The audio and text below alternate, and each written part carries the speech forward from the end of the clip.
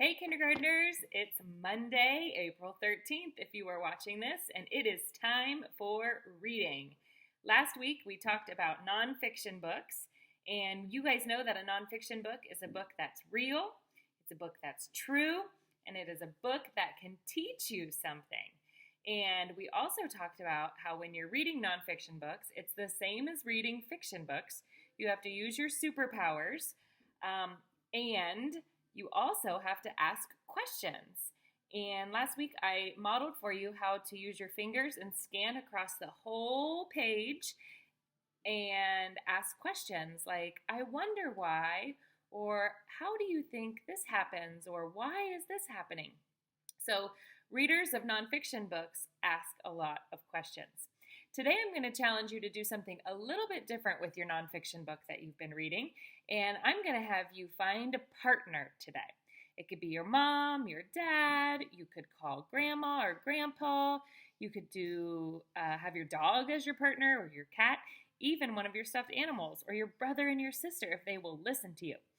And you guys have been learning so much from your new books. I think that you're ready to be the teachers.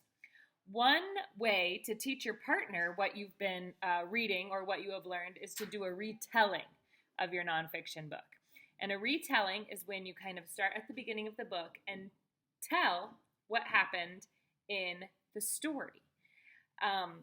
So you can say what the book is mostly about and then give examples. So you could say, this book was mostly about whatever the book was about. And then you can say, an example is, and then you can share an example from your story.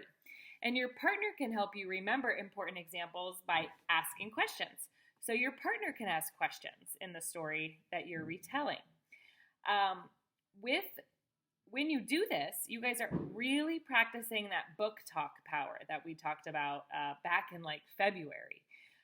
So today, your job with a partner is to get a nonfiction book that you've read a lot about and tell them about your book. I want you to teach them about your nonfiction book.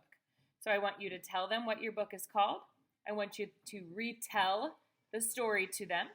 And then I want you to give examples from your book of things that you learned about. And the partner you chose can also help you by asking you questions about your book. I hope you have fun today with your nonfiction books, and I hope your partner learns a little something from you, the teacher. Bye, kids.